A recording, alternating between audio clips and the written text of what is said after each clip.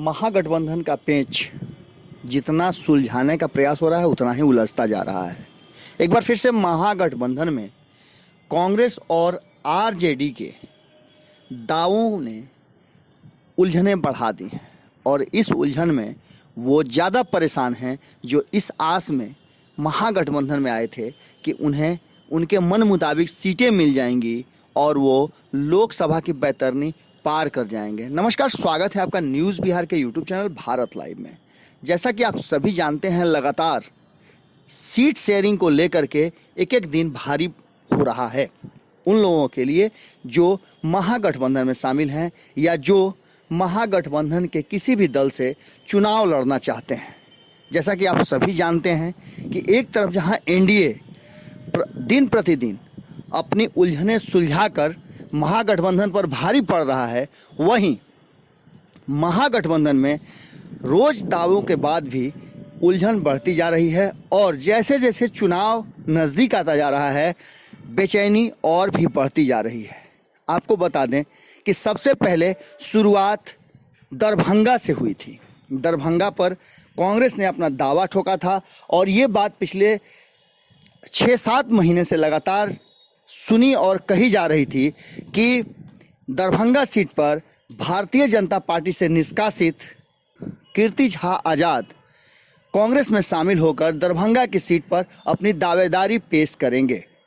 इसके लिए पूरी तैयारी भी हो गई थी, लेकिन जैसे ही आरजेडी के नेता और महागठबंधन के सबसे बड़े घटक दल के युवराज तेजस्वी यादव ने दरभंगा की सीट पर मुकेश सहनी जो वीआईपी पार्टी के संस्थापक और अध्यक्ष हैं, उन्होंने उस पर दावेदारी पेश की थी और तेजस्वी यादव ने एक सभा के दौरान उन्हें मंच पर बुलाकर खड़ा भी कर दिया था और दरभंगा की जनता से उन्हें परिचित भी करा दिया था। इस बात को लेकर के कांग्रेस और राजद में पहले ही तानातानी चल रही थी। इसके बाद और भी कई सीटें हैं जिन्हें लेकर के कांग्रेस और आरजेडी के बीच में घमासान मचा हुआ है।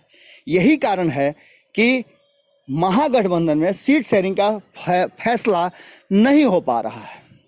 इसे लेकर के जहां एक तरफ जीतन राम मांझी की बेचैनी और उनके बयान आपको सारी कहानी स्वतः कह दे रहे हैं, दूसरी तरफ आपने देखा होगा कि मुखर रहने वाले उपेंद्र कुशवाहा भी बिल्कुल शांत हो गए हैं। उन्हें समझ में नहीं आ रहा है कि अब वो कौन सा फैसला लें। एनडीए से बाहर आकर महागठबंधन में उन्होंने ये सोचा था कि उन्हें 4 से 5 सीटें मिलेंगी, लेकिन स्थिति इतनी भयावह हो गई है कि ये भी अंदाज़ा नहीं लग रहा है कि उनका खुद का सीट भी बच पाएगा, क्योंकि अब आरजेडी के तरफ से ही कई लोगों ने उनके सीट पर दावेदारी काराकट से पेश करने की कवायद शुरू कर दी है। इसके साथ ही कांग्रेस के कई ऐसे सीट हैं जिन पर सीधे सीधे आरजेडी अपनी दावेदारी कर रही है। इसके साथ अगर बात करें पप्पू यादव की, कांग्रेस की, तो कांग्रेस उन लोगों को ज़्यादा तरजीह दे रही है जिन्हें आरजेडी ने नकार दिया है। उसमें सबसे बड़ा नाम अगर देखा जाए तो पप्पू यादव का है। पप्पू यादव को लेकर के जहां आरजेडी सीधे तौर पर कह चुकी है कि पप्पू यादव को महागठबंधन में नो एंट्री। ऐसे में पप्पू यादव क्या करेंगे, क्योंकि आज भी वो लगातार कांग्रेस के संपर्क में हैं और अपने हर समझौते के लिए वो तैयार हैं, क्योंकि वो देख रहे हैं कि शायद महागठबंधन में आने से उनकी नैया पार लग जाए। वहीं बात यदि बाहुबली की करें तो कई बाहुबली भी कांग्रेस के शरण में आ चुके हैं।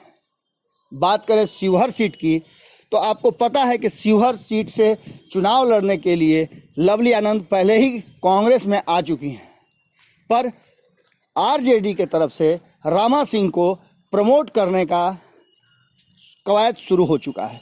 रमा सिंह लालू प्रसाद से जेल में जाकर मिल भी चुके हैं। ऐसी स्थिति में एक ये भी सीट है जो दोनों कांग्रेस और आरजेडी के बीच में तानातानी का कारण बनेगा। सबसे बड़ा कारण अनंत सिंह है।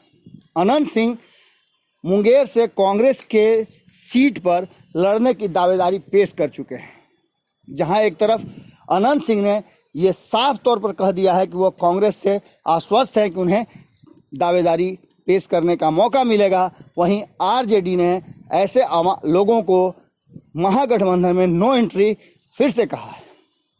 देखने वाली बात यह होगी कि दो बड़े दलों के, कहा जाता है कि दो बिल्ली की लड़ाई में ऐसा ही होता है, बंदर को फायदा हो जाता है। देखने वाली स्थिति ये होगी कि इन दोनों दलों के लड़ाई में महागठबंधन बचता है या नहीं। इसके साथ ही एक सबसे बड़ी बात जो है वो ये है कि क्या उन दलों का जो ये सोचकर महागठबंधन में आए थे कि वो सम्मिलित रूप से नरेंद्र मोदी, नीतीश कुमार और रामविलास पासवान के एनडीए को करारा टक्कर देंगे, अब ऐसा लग रहा है और देर होने से इस बात की संभावनाएं और ज़्यादा बढ़ गई हैं। चर्चाएं शुरू हो गई हैं कि कहीं ना कहीं महागठबंधन में ये विवाद महागठबंधन के विघटन और तीसरे मोर्चे के कवायद का कारण बन सकता है।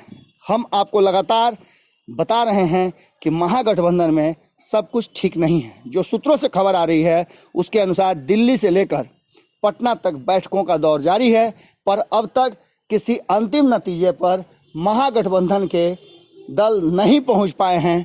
और ये कितना भी दावा कर लें, लेकिन अब तक सीटों का समझौता नहीं होना इस बात को प्रमाणित करता है और सूत्रों की बात को पूरी तरह से स्वीकार करता है कि महागठबंधन में सब कुछ ठीक नहीं है। जुड़े रहें न्यूज़ बिहार और भारत लाइव के साथ।